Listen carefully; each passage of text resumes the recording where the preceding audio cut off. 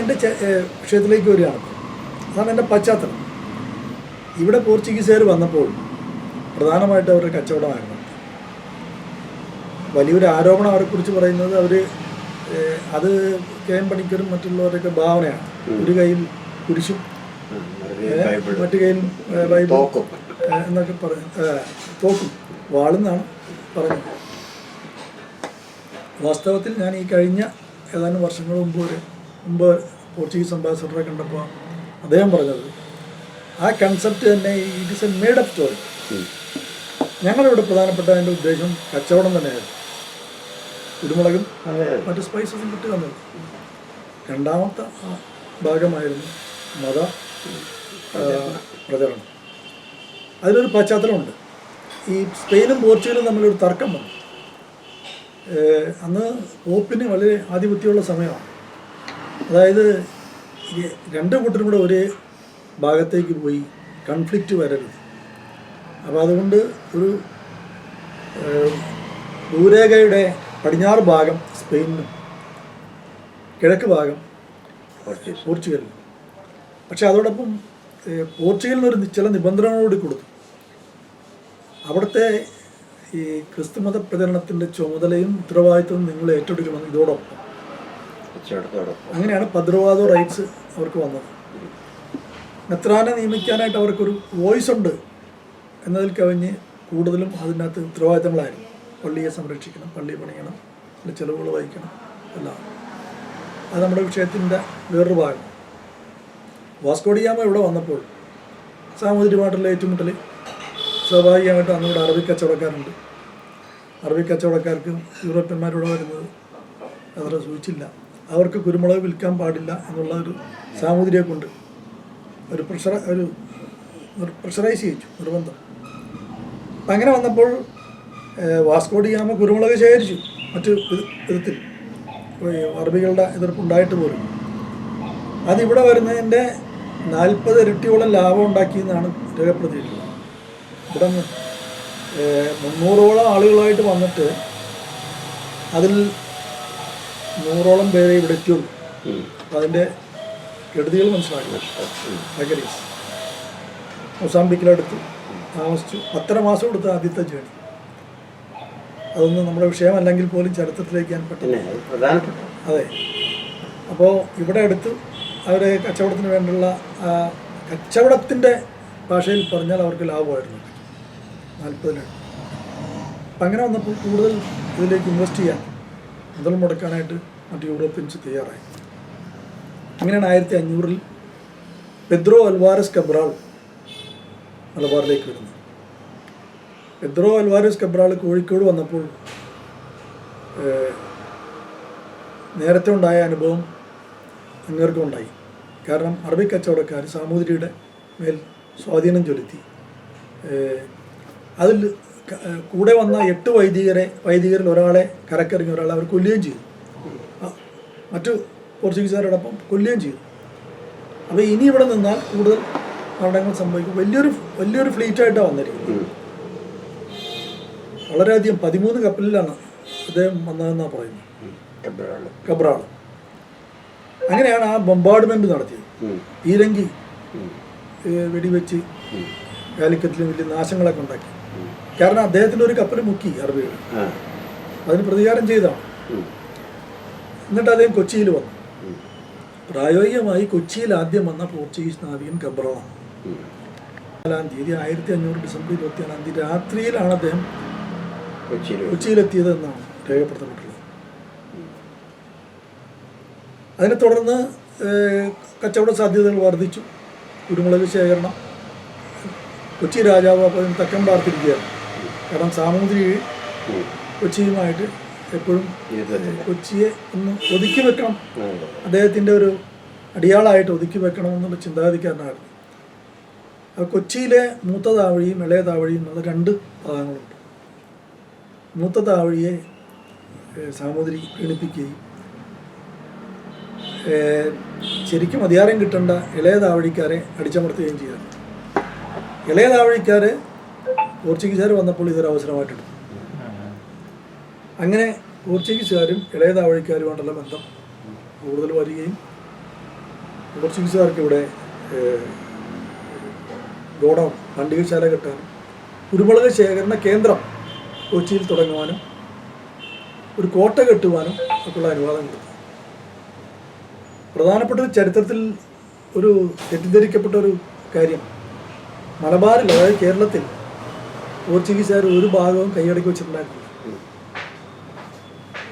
ഒരു കാലഘട്ടത്തിൽ അവർ ഉണ്ടായിരുന്നത് ആകെപ്പാടെ കോഴിക്കോട് ചെറിയൊരു കോട്ട ഉണ്ടായിരുന്നു, കണ്ണൂർ കോട്ട പിന്നീട് ഒന്നാണ്, കൊച്ചിയിൽ ഒരു കോട്ട, കൊല്ലത്തൊരു കോട്ട, ഇതാണ് ഉണ്ടായിരുന്നത്. അതിനൊക്കെ കുരുമുളക് ശേഖരണമാണ് അതിനകത്ത് പ്രധാനപ്പെട്ട കാര്യം.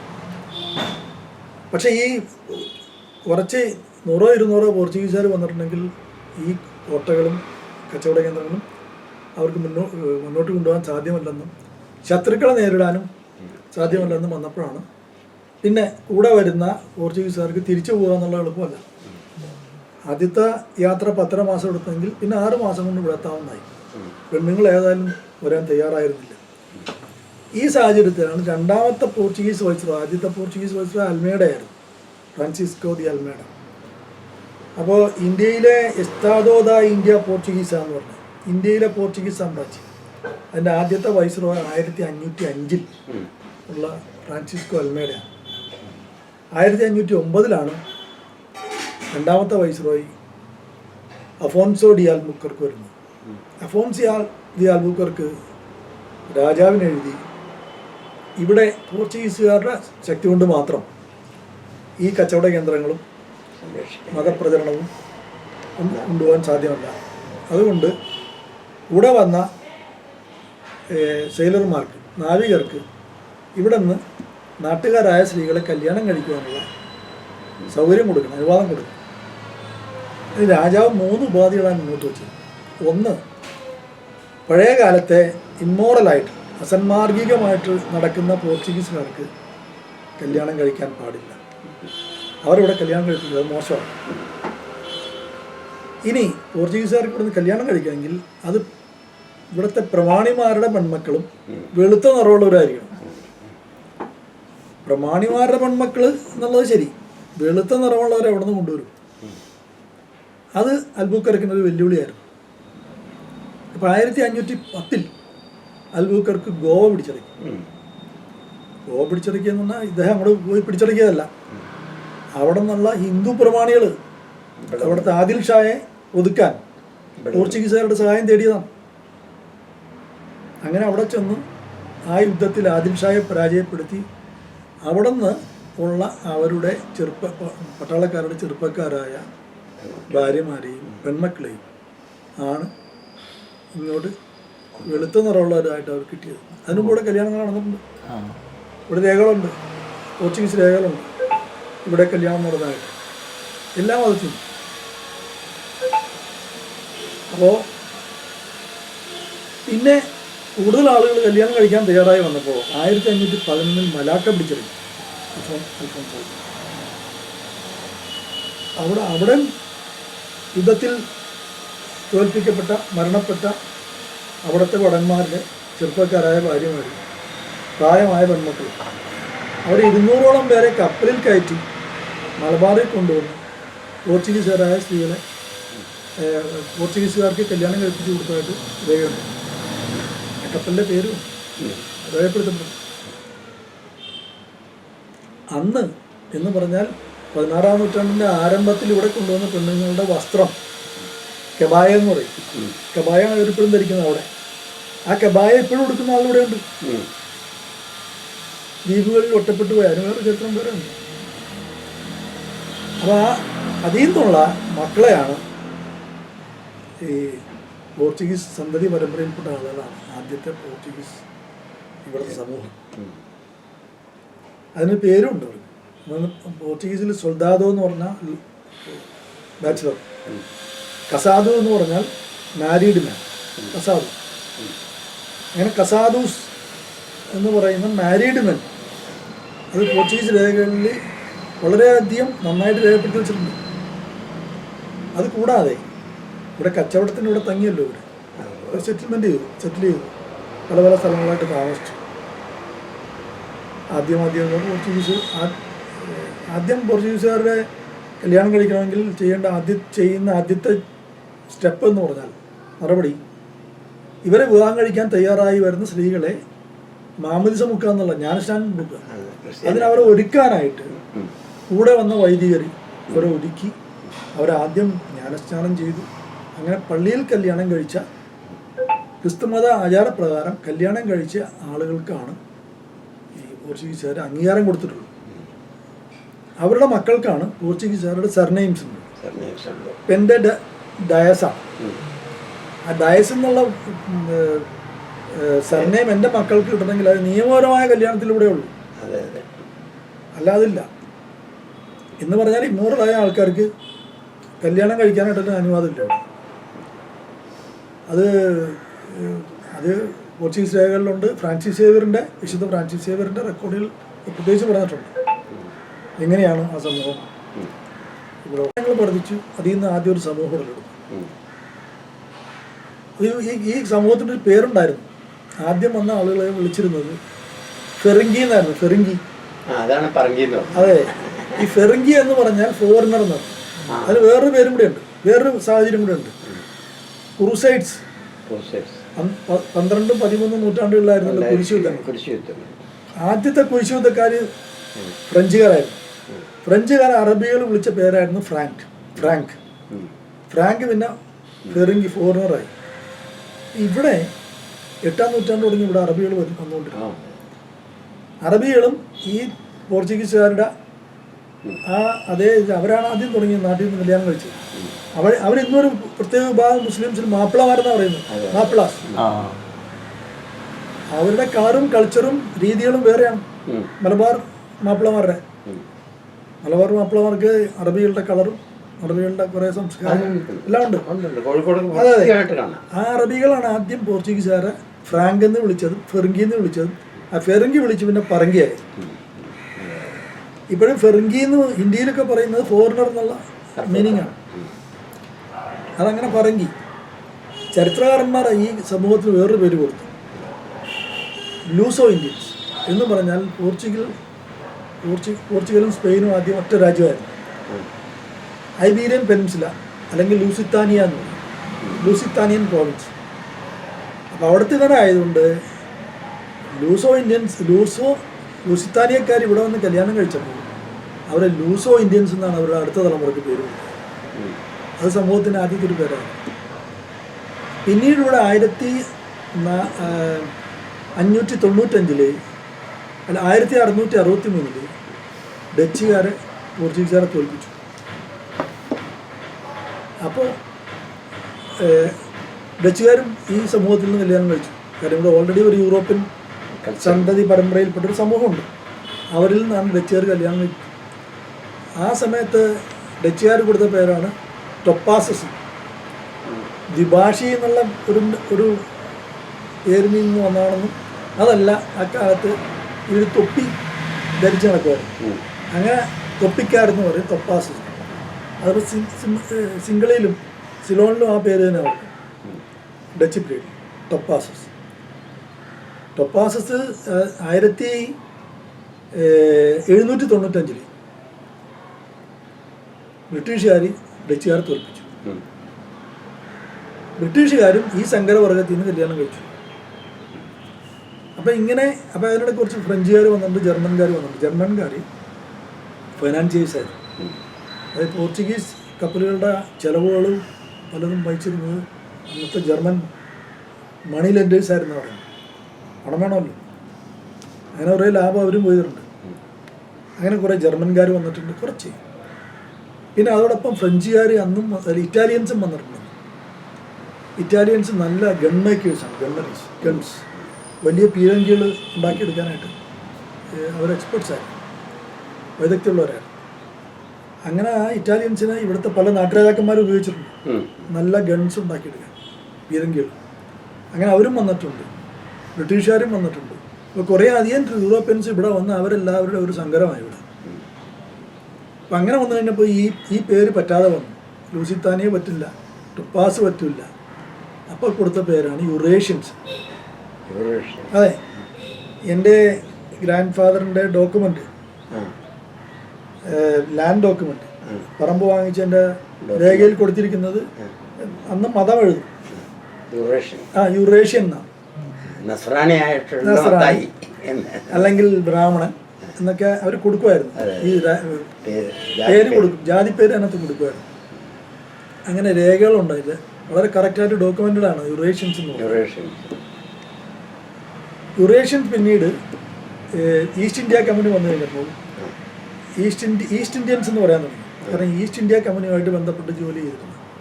അത് മുഴുവൻ ഈസ്റ്റ് ഇന്ത്യൻസും യൂറോപ്യൻ ബ്ലഡുള്ളവരല്ല. കുറേ ഈസ്റ്റ് ഇന്ത്യ കമ്പനിയുടെ ജോലിക്കാരെയും ഈസ്റ്റ് ഇന്ത്യൻസ് എന്ന് പറഞ്ഞു. പക്ഷേ ഈസ്റ്റ് ഇന്ത്യനിലും ഈ യൂറോപ്യൻ വംശജരുണ്ട് ഭൂരിഭാഗം. 1935 government of India act, British act 1935 British act വന്നപ്പോഴാണ് അന്ന് ഇവിടുത്തെ ബ്രിട്ടീഷുകാരുടെ സ്വാധീനം കൊണ്ട് ഈ വർഗത്തിന്, യൂറോപ്യന്മാരുടെ സന്തതി പരമ്പരയിൽപ്പെട്ട എല്ലാവർക്കും ആംഗ്ലോ ഇന്ത്യൻ എന്ന് പേര് കൊടുത്തു. നമ്മൾ ഭരണഘടന ഉണ്ടാക്കിയപ്പോൾ സ്വാതന്ത്ര്യത്തിന് ശേഷം 1947 ഭരണഘടനാ സമിതി രൂപം കൊടുത്തപ്പോൾ ആ ഭരണഘടനാ സമിതി ആർട്ടിക്കിൾ 366(2) 366 ബ്രാക്കറ്റ് 2 അതുപ്രകാരം ഈ പേര് സ്ഥിരീകരിച്ചു കൊടുത്തു. എല്ലാ യൂറോപ്യൻസും ബ്രിട്ടീഷുകാർ മാത്രമല്ല. ആംഗ്ലോ എന്ന് പറയുന്നത് ആ പേരിനെ സൂചിപ്പിക്കുന്നതാണെങ്കിലും ബ്രിട്ടീഷുകാരെ സൂചിപ്പിക്കുന്നതാണെങ്കിലും അതിൻ്റെ നിർവചനം എല്ലാ യൂറോപ്യന്മാരുടെയും സന്തതി പരമ്പരയിൽപ്പെട്ട ഇവിടെ സ്ഥിരതാമസമാക്കിയ ആളുകളാണ്.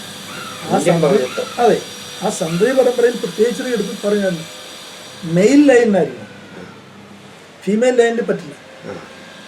ഒരു Anglo Indian lady non Anglo Indian ആയിട്ടുള്ള ഒരാളെ കല്യാണം കഴിച്ച് അവരിലുണ്ടാകുന്ന മക്കൾക്ക് ഈ ആംഗ്ലോ ഇന്ത്യൻ എന്ന് പറയാനൊക്കില്ല.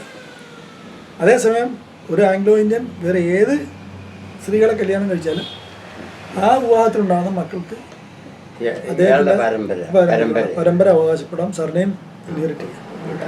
ആർട്ടിക്കിൾ 366(2). ഇപ്പോൾ ഈ കമ്മ്യൂണിറ്റിയിൽ എത്ര ആളുകൾ? ഇപ്പോൾ ഇന്ത്യയിൽ ഞങ്ങളുടെ ഈ ഒരു federation of Anglo Indian associations in India എന്ന് പറഞ്ഞിട്ടൊരു സംഘടനയുണ്ട്. അതിൻ്റെ പ്രസിഡന്റാണ് ഞാൻ. അതെവിടെയാണ് ഓഫീസ്? ബാംഗ്ലൂർ. അപ്പോൾ ഞങ്ങൾ ആ ഫെഡറേഷനിൽ 17 സ്റ്റേറ്റ് സംഘടനകൾ അഫിലിയേറ്റ് ചെയ്തിട്ടുണ്ട്. അപ്പോൾ ഞങ്ങളൊരു കണക്കെടുത്തതിൽ 4 ലക്ഷത്തോളം ആംഗ്ലോ ഇന്ത്യനുണ്ട് ഈ സ്റ്റേറ്റുകളിലായിട്ട്. അത് ചെതറിക്കിടക്കുക. കൽക്കട്ട തുടങ്ങി തിരുവനന്തപുരം വരെയുള്ള ചെതറിക്കിടക്കുക. ഈ ഫെഡറേഷൻ്റെ ആക്ടിവിറ്റീസ് എന്തൊക്കെയാണ്? ഫെഡറേഷൻ്റെ ആക്ടിവിറ്റി ഈ എല്ലാ ആംഗ്ലോ ഇന്ത്യയുടെയും ഒരു കോർഡിനേഷൻ. അവരൊക്കെ സ്വതന്ത്ര സംഘടനകളാണ്, പക്ഷേ ഒരു കോർഡിനേറ്റർ, ഒരു സെറ്റപ്പ് ഉണ്ട്. ആ സെറ്റപ്പിൽ ഒരു കമ്മിറ്റി ഉണ്ട്. ഈ 17 അംഗ സംഘടനകളിൽ നിന്നുള്ള പ്രതിനിധികളടങ്ങും. അപ്പോൾ ഇപ്പോൾ ഈയിടെ ഞങ്ങൾ നാഷണൽ കമ്മീഷൻ ഫോർ മൈനോറിറ്റീസിന് കഴിഞ്ഞ വർഷം ഒരു മെമ്മോറാണ്ടം കൊടുത്തു. അതുപ്രകാരം ആംഗ്ലോ ഇന്ത്യൻസിന് പല വെൽഫെയർ മെഷേഴ്സ് കൊടുക്കണം എന്നും പറഞ്ഞ് സ്റ്റേറ്റുകൾക്ക് നാഷണൽ കമ്മീഷൻ ഫോർ മൈനോറിറ്റീസ് ഈ കഴിഞ്ഞ മാസം സർക്കുലർ അയച്ചിട്ടുണ്ട്. നമ്മുടെ ചീഫ് സെക്രട്ടറിക്കും ചീഫ് മിനിസ്റ്റർക്കും ആ കത്ത് പോയിട്ടുണ്ട്. അതുപ്രകാരം ഞങ്ങളിപ്പോൾ ഓരോ സ്റ്റേറ്റിലെ ചീഫ് മിനിസ്റ്റർമാരെയും കണ്ട് ഞങ്ങളുടെ കാര്യങ്ങൾ പറയാനായിട്ട്, ആവശ്യങ്ങൾ പറയാനായിട്ടുള്ള തയ്യാറെടുപ്പിലാണ്. ഇതിനിടയ്ക്ക് 1950 നിലവിൽ വന്ന ഭരണഘടനയിൽ ആംഗ്ലോ ഇന്ത്യൻസിന് ചില പ്രൊട്ടക്ഷൻസ് അനുവദിച്ചു. അതിലൊന്നായിരുന്നു ആർട്ടിക്കിൾ 331 പ്രകാരം 2 പ്രതിനിധികളെ പാർലമെൻറ്റിലേക്ക്, ലോക്സഭയിലേക്ക് പ്രസിഡന്റിനെ നോമിനേറ്റ് ചെയ്യാവുന്നു. 12 നിയമസഭകളിൽ, ആംഗ്ലോ ഇന്ത്യയിൽ കൂടുതലുള്ള 12 നിയമസഭകളിലേക്ക് അതാത് സ്റ്റേറ്റ് ഗവർണർമാർക്ക് നോമിനേറ്റ് ചെയ്യാവുന്നു. അങ്ങനെ 12 നിയമസഭകളിൽ ആംഗ്ലോ ഇന്ത്യൻ പ്രതിനിധികളുണ്ടായിരുന്നു, കേരളം അടക്കം. പാർലമെൻറ്റിൽ 2 പ്രതിനിധികളുണ്ടായിരുന്നു. നേരത്തെ ശ്രീ ബെൻഹർ ചോദിച്ച ചോദ്യത്തിലേക്ക് ഞാൻ വരിക. 15ാം ലോക്സഭ എന്ന് പറഞ്ഞാൽ 2009 നിലവിൽ വന്ന 15ാം ലോക്സഭയിലേക്ക് പ്രസിഡന്റ് എന്നെ നോമിനേറ്റ് ചെയ്തു, ആംഗ്ലോ ഇന്ത്യൻ സമുദായത്തെ പ്രതിനിധീകരിക്കുക. ആ ലോക്സഭയുടെ കാലാവധി 2014 അവസാനിച്ചു. 15ാം ലോക്സഭയിലേക്ക് കേരളത്തിൽ നിന്ന് പ്രൊഫസർ റിച്ചാർഡ് ഹേ നോമിനേറ്റ് ചെയ്തു, റിച്ചാർഡ് ഹേ. മറ്റൊരാൾ കൽക്കട്ടയിൽ നിന്നുള്ള ജോർജ് ബേക്കറായിരുന്നു. അത് 16ാം ലോക്സഭ. 17ാം ലോക്സഭ വന്നപ്പോൾ ഗവൺമെൻറ് ഈ നോമിനേഷൻ നടത്താൻ തയ്യാറായില്ല, നിർത്തിക്കളഞ്ഞു.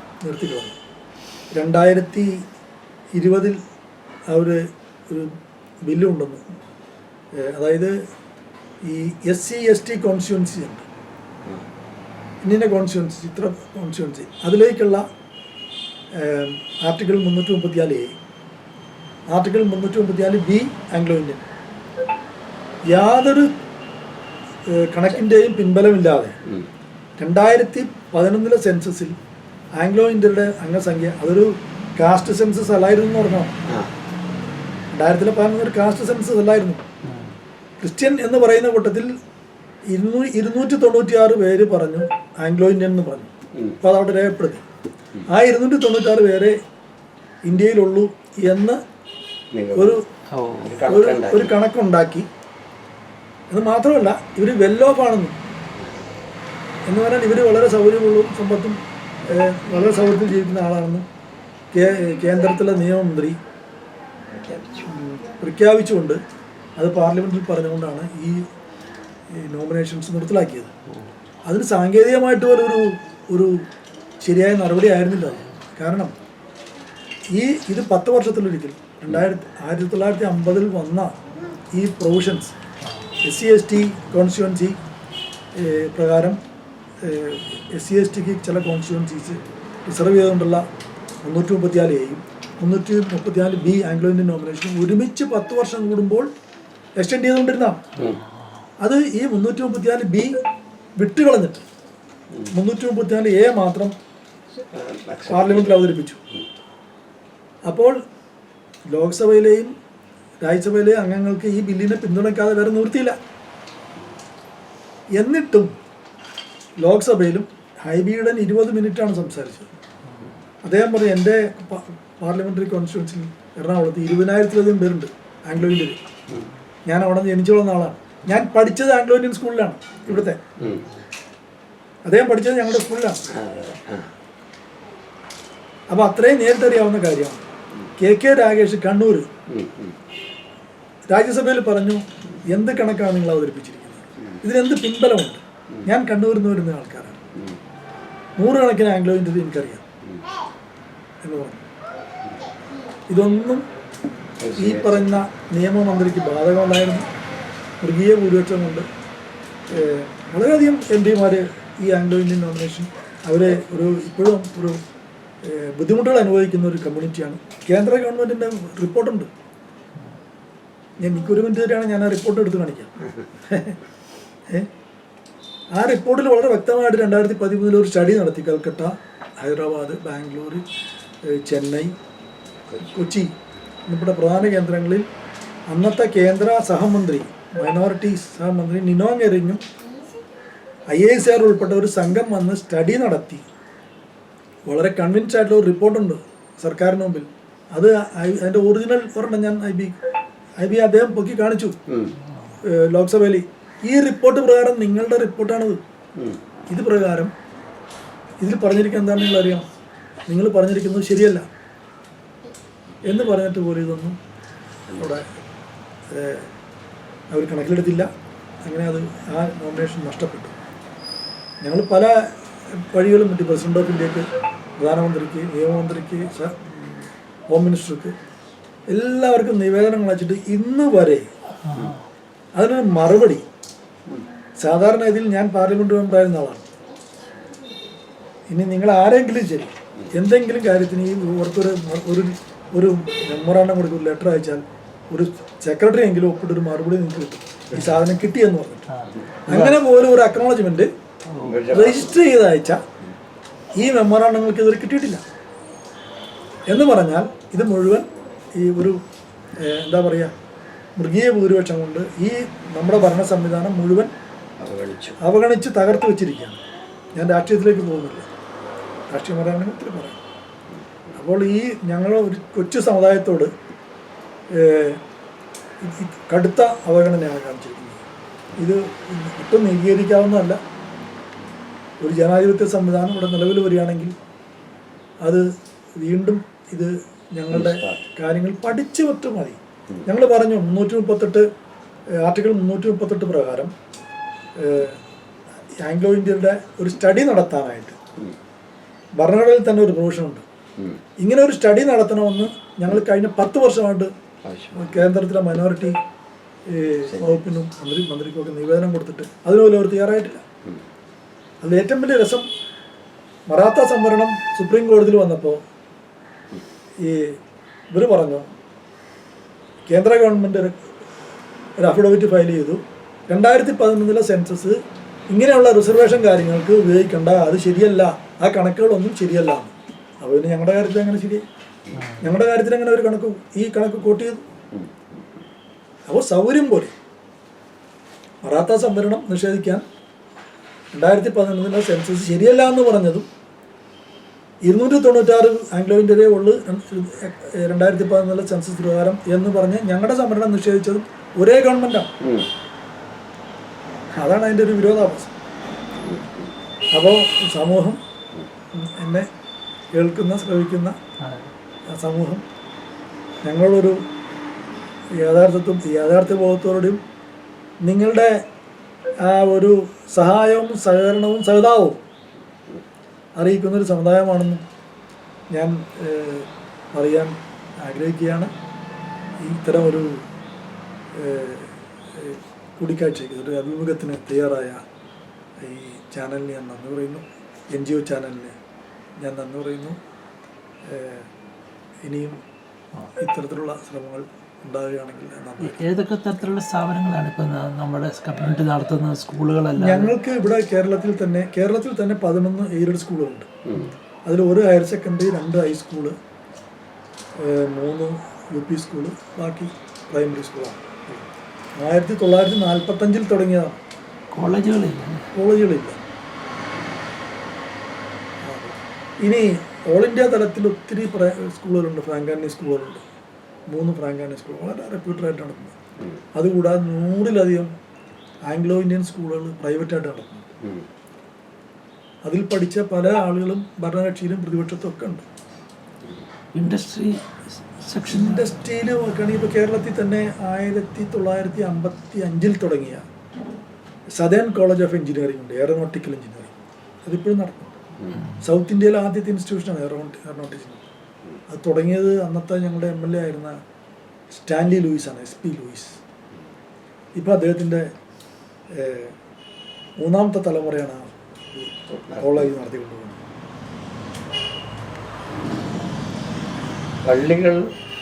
പള്ളികൾ കേരളത്തിലെ 16-ാം നൂറ്റാണ്ട് തുടങ്ങി ഇങ്ങോട്ടുള്ള ചരിത്രം എടുത്താൽ ഇവിടുത്തെ കേരളത്തിലെ ലത്തീൻ സഭയിലെ പള്ളികളിൽ ഭൂരിഭാഗവും തുടങ്ങുവാനുണ്ടായ കാരണം ഈ സമുദായം ആ കാലഘട്ടത്തിൽ.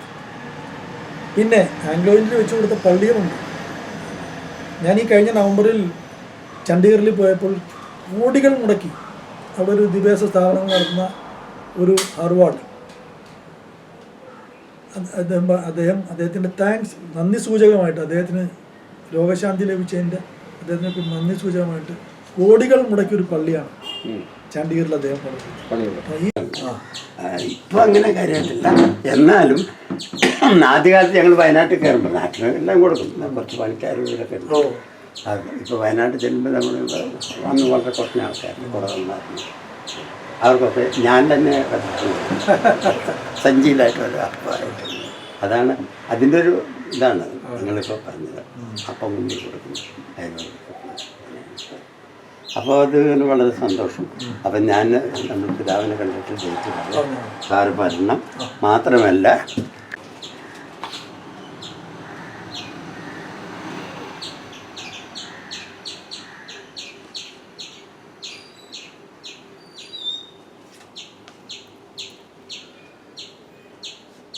സാറിൻ്റെ ഫോൺ നമ്പർ എന്ന് പറയാം. 9447209942. അഡ്രസ്സ് എങ്ങനെ? തീനാർഡെയിൽ, major road, Vyttila, Cochin 682019. Doctor Charles Dias. അതെ. ഈ പറഞ്ഞതിനായിട്ടുള്ള സംക്ഷിപ്തമായിട്ടുള്ള വലിയ പുസ്തകങ്ങൾ വേറെ ഉണ്ട്. അല്ല ഇപ്പോൾ വേറൊരു ബുദ്ധിമുട്ടുണ്ട്. അതും